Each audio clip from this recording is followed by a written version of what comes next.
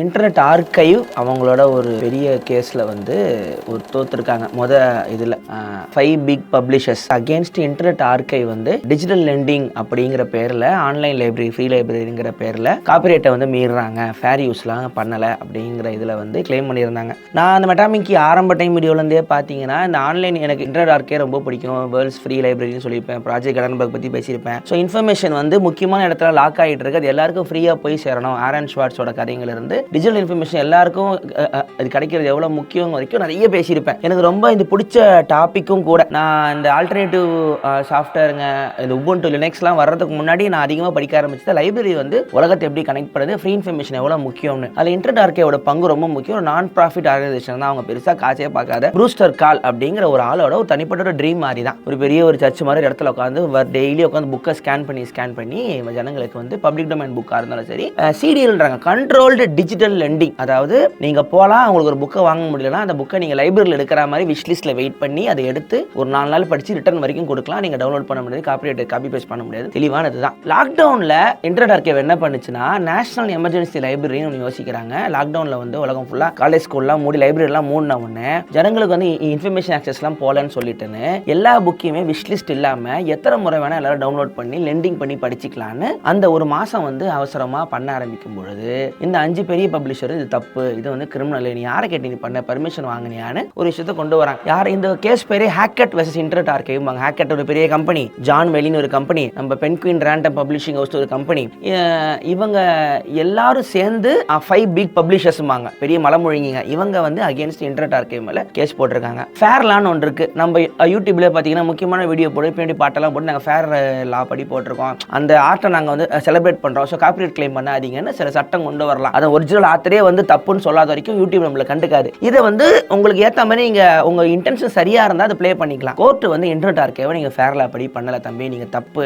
இது வந்து காப்பிரைட்டை வந்து நீங்க ஓவரா யூஸ் பண்ணிக்கிறீங்க, சுத்தி வளைச்சி சட்டத்தை தப்பு பண்றீங்கன்னு சொல்லி இந்த கேஸ்ல ஹியரிங் வந்து தோத்துருக்காங்க. நான் ரொம்ப எதிர்பார்த்த ஒரு கேஸ். நீங்க என்ன இதெல்லாம் ஒரு நியூஸ், நீங்க இதுல என்ன பிரோஜனம் இருக்கு, என்ன பண்றாங்க, ஏன் இதுக்கு ஏன் இவ்வளவு நீங்க பொங்குறீங்க கேட்கும் பொழுது இன்ஃபர்மேஷன் ஆக்சஸ் எவ்வளவு முக்கியம்னு தெரியும். நீங்க வந்து ஆன்லைன் பப்ளிஷிங்ல காலேஜ்ல நீங்க இந்த புக் வாங்குறது இல்ல சயின்டிபிக் ரிசர்ச் பேப்பர் படிக்கிற சயின்டிஸ்ட்களுக்குலாம் உங்களுக்கு தெரியும் எவ்வளவு மாசம் காசு கட்டி நீங்க வாங்குறீங்க. பைரேட்டட்ல எவ்வளவு பேர் படிச்சு நீங்க உங்க கெரியரே மாறினதுக்கு பைரேட்ஸ் எல்லாம் எவ்வளவு யூஸ் ஆச்சுன்னு உங்க அடி மனசுல உங்களுக்கு தெரியும். ஏன்னா இன்ஃபர்மேஷன் அங்கங்க பெரிய பெரிய ஆளுங்க லாக் பண்ணி வச்சு ஒரு பப்ளிஷிங் கம்பெனி வச்சிருக்கிறவங்க அந்த டேட்டா, ஒரு சயின்டிஸ்டோட டேட்டா வந்து லாக் பண்ணி வைக்கிற சுதந்திரம் யார் தந்தா அப்படிங்கிற பிரச்சனை வேர்ல்டு ஃபுல்லா போயிட்டு இருக்கு. ஸோ இன்டர்நெட் ஆர்கைவோட கேஸ் அப்படிதான் பாக்குறேன். இது இன்டர்நெட் ஆர்கைக்கு சல்லி பைசா பிரோஜனம் கிடையாது, லாபமும் இல்லை. அவங்களுக்கு எதுவுமே இல்லாமையே இது எல்லாருக்கும் போய் சேரணுங்கிற விஷயத்துல வந்து பெரிய ஆளுங்க மோதுறாங்க.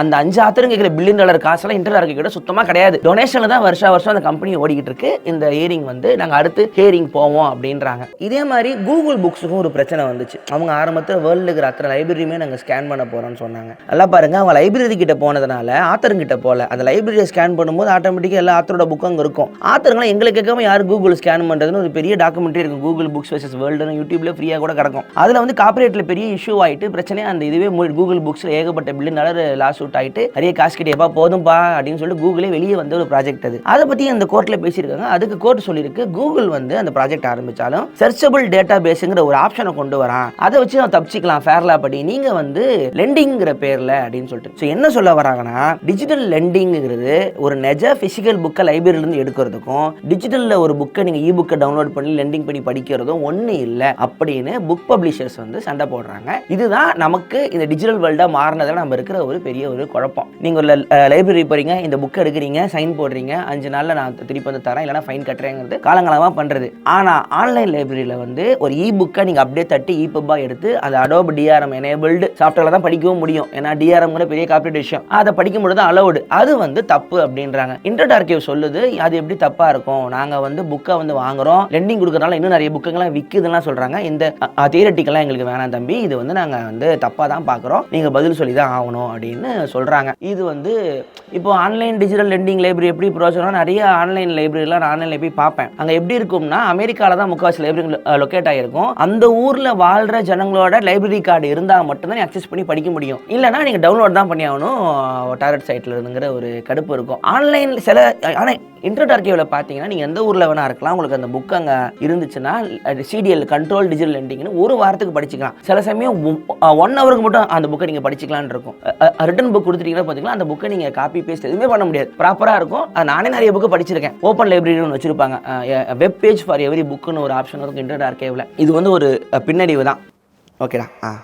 ஸோ அவங்களோட பிளாகில் எழுதியிருக்காங்க, it's not over, we will keep fighting for the traditional right of libraries to own, lend and preserve books. இது முக்கியம். லைப்ரரிங்கிறது உலகத்தில் வந்து எவ்வளோ முக்கியமாக சிவிலைசேஷனை வந்து முன்னோக்கி கொண்டு போகிறதுக்கு எவ்வளோ முக்கியம்னு எல்லாருக்குமே தெரியும். ஸோ டிஜிட்டல் லைப்ரரி அந்த மாதிரி பார்க்கறதுக்கான வேர்ல்டில் இருக்கிற பப்ளிக் லைப்ரரி எல்லாத்துக்குமான ஆப்பா இந்த சட்டம் ஆயிடக்கூடாது அப்படிங்கிறதுக்கு பேசுகிறாங்க. வி வில் அப்பீலிங் தி ஜட்மெண்ட்ன்றாங்க. We will continue our work as library. இதில் வந்து என்னன்னா வெறும் டிஜிட்டல் லெண்டிங் மட்டும் தான் அவங்க பண்ணுறாங்க அப்படின்னா அதுவும் கிடையாது. This case does not challenge many service we provide, என்னென்ன including interlibrary loan, citation linking, access for the print disabled, text and data mining, purchasing e-books and ongoing donation and preservation of books. இது எல்லாமே internet Archive வந்து பண்ணிட்டு இருக்கு. So நீங்க இதை மட்டும் காரணம் காட்டி எங்களை ஷட் டவுன் பண்ண நினைக்கிறது மிகப்பெரிய தப்பு அப்படின்றாங்க. So libraries are more than customer service department for corporate database products. For democracy to thrive at a global scale, libraries must be able to sustain their historic role in society, owning, preserving and lending books. This ruling is a blow for libraries, readers and authors and we plan to appeal it அப்படிங்கிறதா இவங்களோட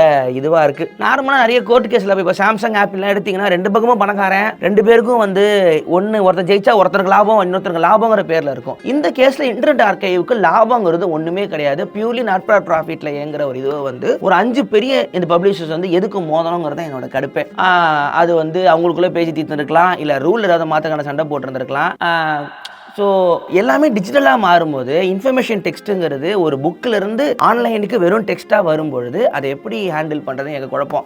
இப்போ DRM copy ரைட்டுன்னு இருக்கும். ஒரு இ book நீங்கள் வாங்கினீங்கன்னா அந்த புக்கை நீங்கள் காப்பி பேஸ்ட் பண்ண முடியாது. டிஆர்எம் எனேபிள் நீங்கள் ரிமூவ் பண்ணிங்கன்னா உங்களை அரசு வரைக்கும் பண்ணலாம் ஒரு பிரச்சனை ஒரு முறை வந்துச்சு. கிண்டில் வந்துச்சு. கிண்டில் வந்து வெறும் கிண்டில் புக்கு தான் வாங்க முடியும்னு இருந்துச்சு. அதுக்கப்புறம் நீங்கள் உங்களோட சொந்த புக் எடுத்து காப்பி பேஸ்ட் பண்ணிக்கலாம்னு வந்துச்சு. ஸோ இ புக்குங்கிறது நம்ம புக்கு படிக்கிற பழக்கத்தையே மாற்றின ஒரு ஃபார்மேட்னால அதை நீங்கள் வாங்கி என்னோட இ புக்கு நீங்கள் சொல்கிறது ஓகே. ஆனால் ஒரு புக்கை உங்களால நிறைய காப்பி பண்ண முடியாது. பிசிக்கல் புக்கை, டிஜிட்டல் புக்கை காப்பி பண்ணலாம். இந்த டிஜிட்டல்ங்கிறது காப்பி பேஸ்ட்ங்கிறது ஒரு மில்லியன் டைம்ஸ் இன்ஃபினிட் டைம்ஸ் பண்ண முடியுங்கிறனால மட்டும்தான் இவ்வளோ பெரிய பேனிக்ல இருக்கு. இது தனிப்பட்ட முறையில். ஆனால் லைப்ரரின்னு வரும்போது இன்னும் குழப்பது. ஒரு இ புக்கை சராசரி புக்கோட கம்பேர் பண்ண முடியுமா? அந்த ஒரு வேர்ல்டு வந்து எனக்கு ரொம்ப ஒரு அதிகமாக கவனிச்சிங்கன்னா இந்த வீடியோ நான் பேசணும்னு தோணுச்சு. ஸோ இப்போ இந்த அப்பீல் வந்து அவங்களுக்கு பேக் வந்திருக்கு. இன்டர்நெட் ஆர்கைவ் வந்து அடி வாங்கியிருக்கு. அடுத்த அப்பீல் என்ன ஆகுதுன்னு பார்க்கலாம். இந்த கேஸை நான் தொடர்ந்து ஃபாலோ பண்ணிட்டு என்ன நடக்குதுங்கிறது, ஏன்னா உங்களுக்கு இப்போது ஒரு இம்பாக்ட் தெரியாமல் இருக்கலாம். இன்னும் கொஞ்ச நாள்ல நீங்க ஒரு விஷயம் படிக்கணும் தேடுறீங்க, அது அக்சஸ் இல்லை அப்படிங்கும்பொழுது மட்டும்தான் அன்னைக்கு முன்னாடி இந்த விஷயம் நான் பேசுறேன் அதோட ஆரம்பமாக கூட அது இருக்கலாம். உங்களுக்கு மெதுவாக நம்ம எல்லாருக்குமே இது புரிய வரும். ஸோ அதனால தான் இன்டர்நெட் ஆர்கைவ் அடுத்து என்ன பண்ணுறாங்க, இதை அப்பீல் பண்ணாங்களா அப்படிங்கிறத நம்ம தொடர்ந்து பார்க்கலாம். ஓகே இல்லைனா? ஓகே.